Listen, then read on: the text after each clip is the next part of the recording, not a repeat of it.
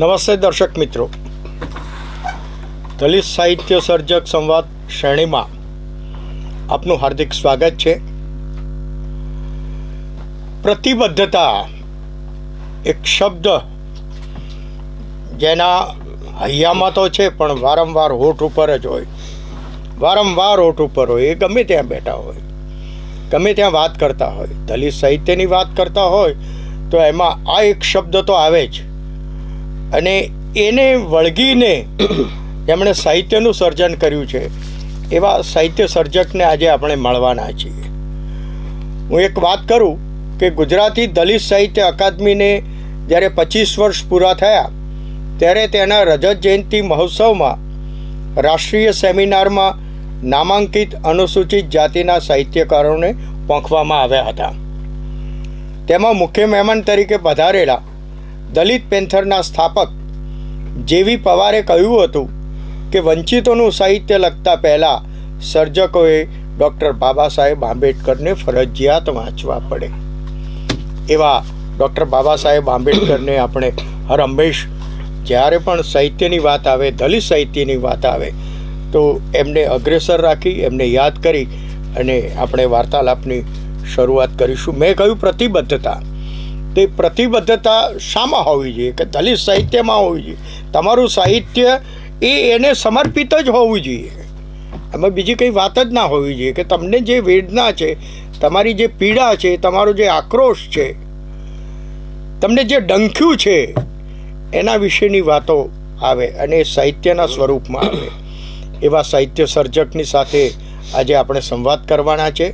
આપણી વચ્ચે ગુજરાતી દલિત સાહિત્ય અકાદમીના મહામંત્રી અને ખૂબ મોટું નામ દલિત સાહિત્યમાં એવા શ્રી હરીશ મંગલમ સાહેબ સાથે આપણે આજે વાર્તાલાપ કરીશું.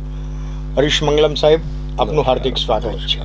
મંગલમ સાહેબ, આજે આ સંવાદ શ્રેણીમાં આપના વિશે આમ તો પરિચયના મોચા નથી આપ, છતાં પણ આપના મુખેથી જ કેટલીક, કારણ કે આ વાર્તાલાપ આપણે એ પ્રકારે ગોઠવ્યું છે કે આપના સાથેનો જે વાર્તાલાપ છે એમાંથી આપનો પરિચય પણ આવી જાય, આપના સર્જન વિશેની પણ વાત આવી જાય. તો આપનો જન્મ, આપનું વતન અને અભ્યાસ વિશે અમારા દર્શક મિત્રોને આપ માહિતી આપશો. મારો જન્મ ઈસવીસન 1952માં મહેસાણા જિલ્લા વિજાપુર તાલુકાના ફલુ ગામે થયેલો. એ વખતે સ્વમાન જેવી કોઈ ચીજ નહોતી. જાગૃતિના નામે મીંડું અને સમાજમાં અણુમાં પ્રસરી ગયેલી વર્ણ વ્યવસ્થાના લીધે મોટાભાગના અનુસૂચિત જાતિના લોકો, અસ્પૃશ્ય લોકો, બહિષ્કૃત લોકો, ગામ છેવાડે વસવાયા લોકો, એમને એમ જ થઈ ગયેલું કે આ તો આપણું આ રીતે જ જીવવાનું છે, એટલે આભડછેટ કે અન્યાય એવું કંઈ હતું નહીં.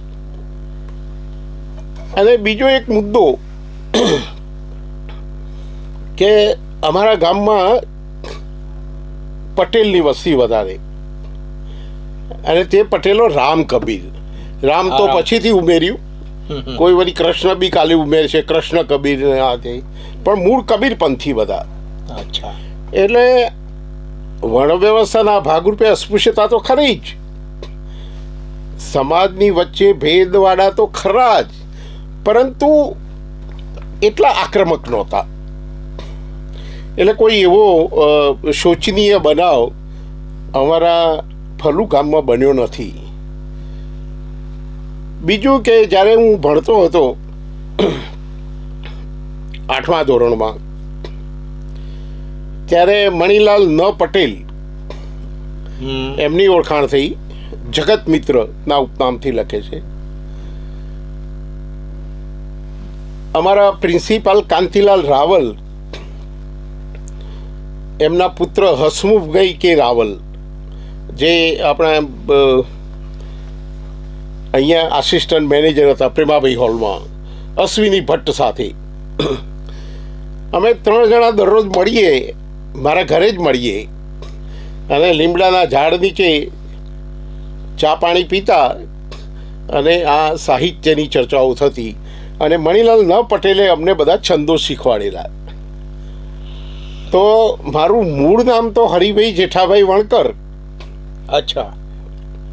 તો મંગલમ કેમ રાખ્યું? તો મણિલાલ ન પટેલ જગત મિત્ર.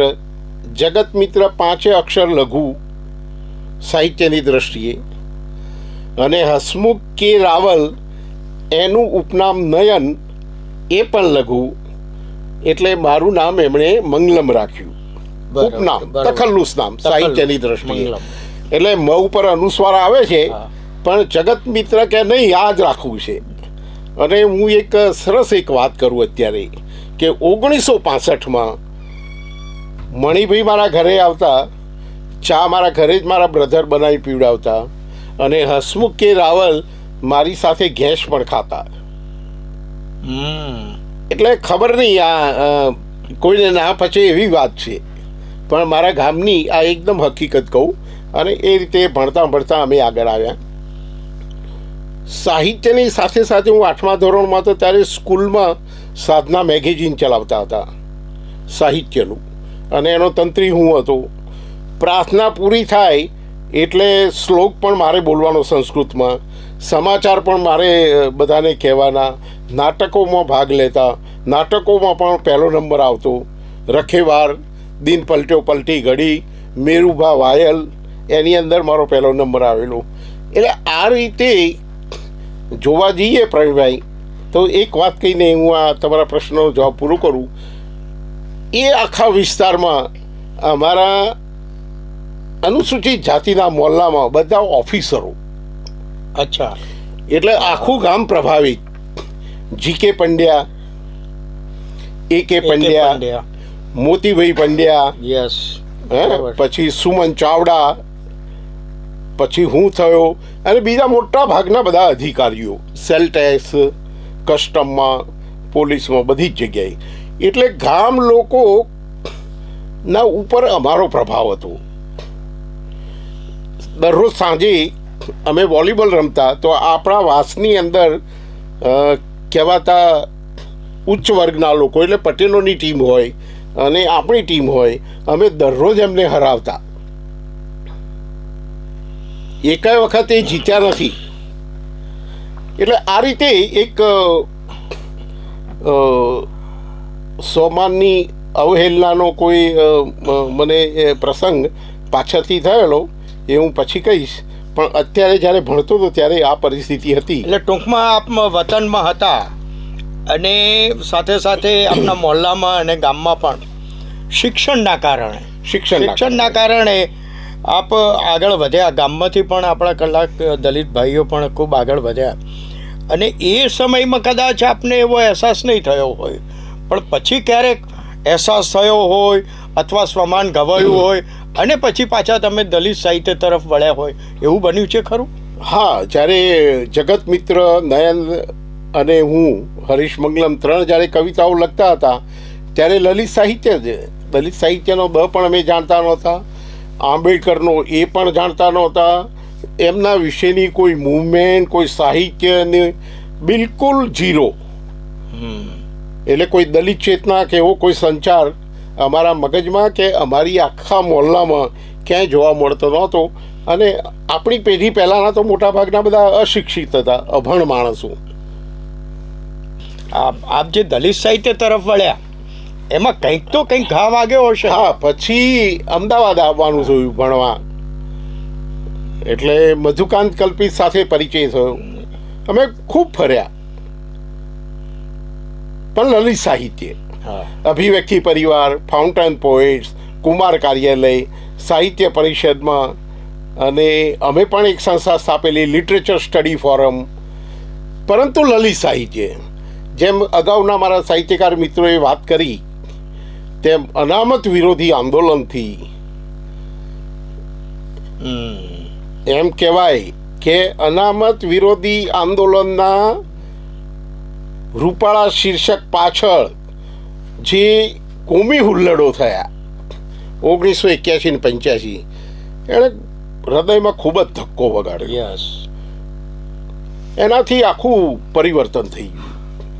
અને મધુકાંતો કુમારના કવિ કહેવાતા હતા, એણે તિલાંજલિ આપી દીધી કે આજથી હું દલિત સાહિત્ય જ લખીશ. વાહ. અને એ દલિત સાહિત્યની શરૂઆત થઈ. એટલે અનામત વિરોધી આંદોલનો એટલે કહેવાતા કોમવાદી હુલ્લડો રીતસરનો એક એટેક જ હતો એ દલિતો પ્રત્યે. અને એમને કેવી રીતે કચડીને રાખવામાં આવે એ જ મુખ્ય મુદ્દો તો હતો. ભલે અનામતને આગળ ધરતા હતા, પણ મુદ્દો તો એ જ હતો કે તમારે તો અહીંયા જ રહેવાનું છે, વર્ણ વ્યવસ્થામાં છેલ્લી જગ્યાએ, અને તમારે આ રીતે તમારું વર્તન હોવું જોઈએ. દલિત સાહિત્યની ચળવળ જોરશોરમાં ચાલતી હતી, અને ખાસ કરીને એનું કેન્દ્ર અમદાવાદ હતું. તો હું સાહિલ પરમાર, બાલકૃષ્ણ આનંદ, રાજુ સોલંકી, દલપત ચૌહાણ, ચંદુભાઈના ઘરે મળતા ને ત્યાંથી અમે પ્રવૃત્તિ સ્ટાર્ટ કરેલી. દલિત સાહિત્ય સંઘની સ્થાપના કરેલી, વિસ્ફોટ કાવ્ય સંગ્રહનું સંપાદન કર્યું, અને તે રીતે અમે દલિત આંદોલન શરૂ કર્યું. સાથે સાથે અમે બીજી સામાજિક પ્રવૃત્તિ પણ કરતા હતા. દાખલા તરીકે અનામત વિરોધી આંદોલનના જે લીડર હતા પટેલ, એમને અમે લાલ દરવાજા ચોકમાં અમે ઘેરી લીધા હતા અને ટપલી દાવ કરેલો કે ભાઈ તમે અહીંયા કેમ આવું આંદોલન કરો છો. તો એ પગે લાગીને અમને કીધું કે તમારા પ્રત્યે અમને કોઈ એવું નથી, અમારે તો પેલા લોકો એટલે કે ગાંધીનગરમાં જે બેઠા છે સચિવાલયમાં એ લોકો પ્રત્યે છે અમારું. તો અમે એમને સ્પષ્ટ કીધેલું, તો ગાંધીનગરમાં જઈને આંદોલન કરો, અમદાવાદમાં નહીં. બરાબર. પછી ભોપાલ ગેસ કાંડ વખતે પણ અમે બહુ પ્રવૃત્તિ કરેલી. અને આ પટેલની સોસાયટીમાં તો સુરેશ સોલંકી, રાજુ સોલંકી, સાહિલને અમે એને થોડો પાઠ ભણાવવા માટે ગયા હતા. પરંતુ એ સોસાયટી એવા પ્રકારની હતી કે અમે પરત આવેલા અને એક સ્ટેચ્યુને પછી સફેદ ચૂનો લગાવીને અમારો આક્રોશ વ્યક્ત કરીને. ટૂંકમાં 1981 અને 85ના આંદોલનો ને એ પછી આ બધો આક્રોશ, વેદના, પીડા, આ જે ઠાલવવા માટેનું જે સાહિત્યનું સર્જન થયું એ રીતે તમે દલિત સાહિત્ય તરફ વળ્યા. તો દલિત સાહિત્યની વિભાવના વિશે આપ શું કહેવા માગો છો? દલિત સાહિત્યની વિભાવનામાં એવું છે કે જ્યારે અમે પ્રવેશ કર્યો દલિત સાહિત્યમાં, ત્યારે મરાઠી દલિત સાહિત્યની પ્રેરણાથી એક એવી વિભાવના નક્કી થયેલી કે અસ્પૃશ્યો વિશે લખાયેલું સાહિત્ય તે જ દલિત સાહિત્ય. બિનદલિત કોઈ લખે તો એ સહાનુભૂતિ કહેવાય ખરી, સહાનુભૂતિપૂર્વક લખે, પણ સંપૂર્ણ ક્રાંતિ, સંપૂર્ણ પરિવર્તન માટેનું એ લોકો લખતા નથી સાહિત્ય. અને અત્યારે હાલ પણ મહારાષ્ટ્રમાં તો ઘણા બધા લેખકો એમ જ માને છે કે અસ્પૃશ્યો માટે લખાયેલું સાહિત્ય તે જ સાચું દલિત સાહિત્ય. પછી ધીરે ધીરે એમાં પરિવર્તન આવતું ગયું. કેટલાક નવા સાહિત્યકારોનો પ્રવેશ થયો. દાખલા તરીકે આપણે ગુજરાતી દલિત સાહિત્ય અકાદમી શરૂ કરી, અક્ષય મેગેઝિન પ્રકાશિત કરતા હતા, પછી અત્યારે હયાતી પ્રકાશિત કરીએ છીએ. તો દલિત સાહિત્ય એટલે apart from any caste and creeds, જે એક કુંડાળું હતું એમાંથી આપણે બહાર નીકળવા પ્રયત્ન કર્યો. એટલે એમાં કાસ્ટ પણ આવી જાય, ક્લાસ પણ આવી જાય, અને જેન્ડર પણ આવી જાય. LGBTQAI અને મહિલાઓ પણ ખાસ આવી જાય. કારણ કે ભારતમાં તો દલિતો કરતાં મહિલાઓની પરિસ્થિતિ બહુ ખરાબ છે, પણ એ ધ્યાનમાં એટલે નથી આવતી કે એ લોકોનું કોઈ આંદોલન નથી, એ બધું સહેજ જાય છે. એ મોડર્ન લેડી હોય કે પોસ્ટ મોડર્ન લેડી હોય, હિન્દુ સમાજ વ્યવસ્થા, નારીનો ક્યાંય અવાજ નથી.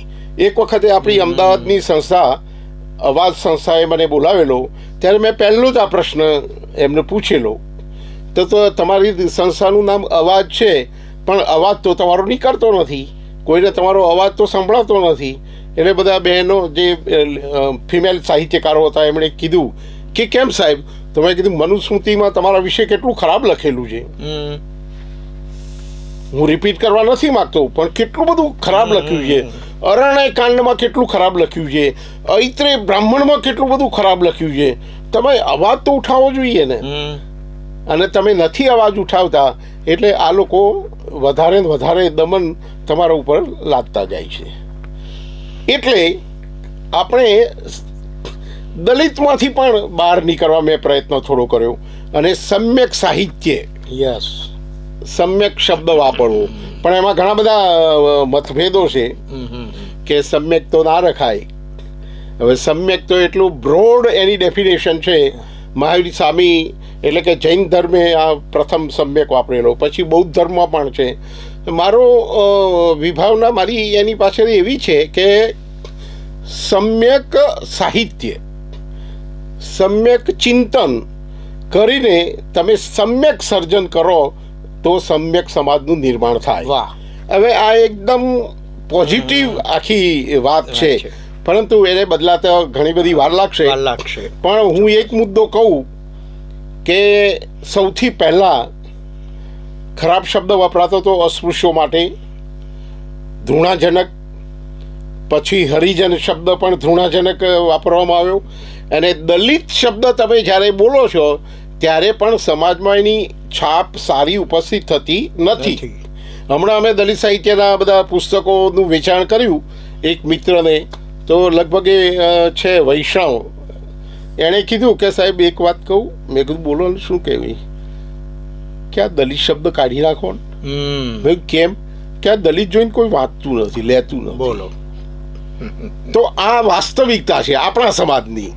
એટલે આ બહુ વેધક સવાલો છે બધા. મંગલમ સાહેબ, આપે જે શરૂઆતમાં વાત કરી કે અભ્યાસ દરમિયાન શિક્ષણ લેતા હતા, એ દરમિયાન શરૂઆતમાં તો આપ લલિત સાહિત્ય તરફ લખવાનું શરૂ કરેલું, પછી 81 અને 85 ના આંદોલન, એટલે મેં 1965માં શરૂ કરેલું લખવાનું.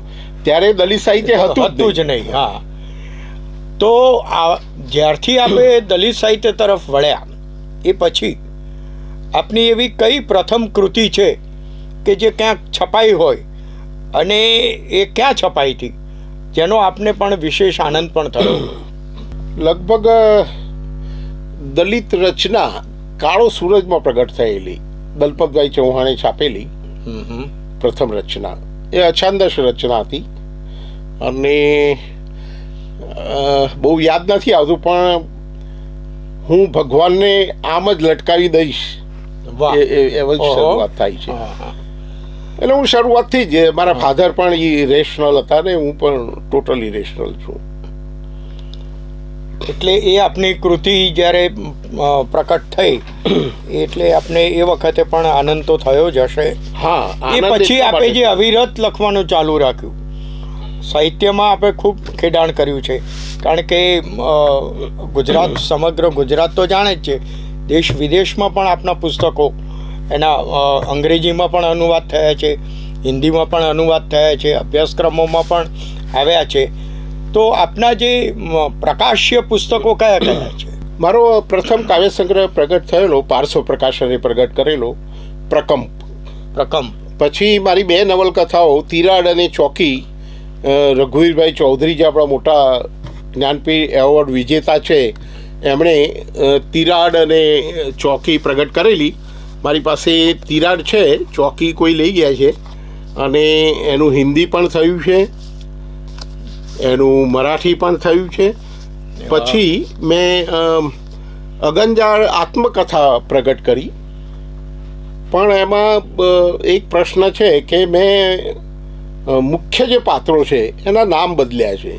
એટલે સાહિત્યિક સિદ્ધાંત પ્રમાણે કોઈક એને ઓટોબાયોગ્રાફિકલ નોવેલ કહે છે, પણ હકીકતમાં કમ્પ્લીટ મારી ઓટોબાયોગ્રાફી છે. પછી વિવેચન ગ્રંથો મેં વધારે પ્રગટ કર્યા છે, એકવચન, વિદિત, પ્રતિધ્વનિ, અર્થાત. પછી તલબ વાર્તા સંગ્રહ, તલબ પણ હિન્દીમાં પ્રગટ થયો છે. તલબ, એમાં મારી આ જે દાયણ વાર્તા છે એ તો બહુ જ પોંખાઈ અને DD 11 ઉપર ક્લાસિકલ એની documentary Indian film classical series અવારનવાર બતાવવામાં આવે છે. પછી એક બેન છે હિન્દીના ચંદ્રકાંતા, એણે પણ યુટ્યુબ ઉપર આખું રજૂઆત કરેલી છે. અને જલસો નૈષદ પુરાણીની એપ, યસ, એમાં પણ એમણે એનો સમાવેશ કર્યો છે. ખૂબ સરસ. મંગલમ સાહેબ, આપનું અદ્ભુત ખેડાણ પણ છે. આપની સાથે તો ખરેખર સંવાદ કરવામાં સમય ઘણો બધો જોઈએ. અડધો કલાક પોણો કલાક હોય તો પણ ઓછો પડે. છતાં પણ આપે શોર્ટમાં અને છતાં પણ અમારા દર્શક મિત્રોને માહિતી મળી રહે એ રીતે આપે જે વાત રજૂ કરી, આપનો ખૂબ ખૂબ આભાર. ધન્યવાદ. વિદાય લઉં એ પહેલાં એક વાક્ય ઉમેર્યું કે ગુજરાતી દલિત સાહિત્ય અકાદમીએ અત્યાર સુધી 143 પુસ્તકો પ્રકાશિત કર્યા છે. હિન્દી, ગુજરાતી, અંગ્રેજી અને સંસ્કૃત તો કદાચ આખા ભારતમાં પ્રથમ હશે કે જે દલિત કવિતાઓનો એનો અનુવાદ આપણે પ્રગટ કર્યો છે. ધન્યવાદ. तो व्हाट्सएप, ट्विटर, फेसबुक, इंस्टा जहाँ भी आपका अकाउंट है, इसे शेयर बटन के द्वारा वहाँ पर शेयर करें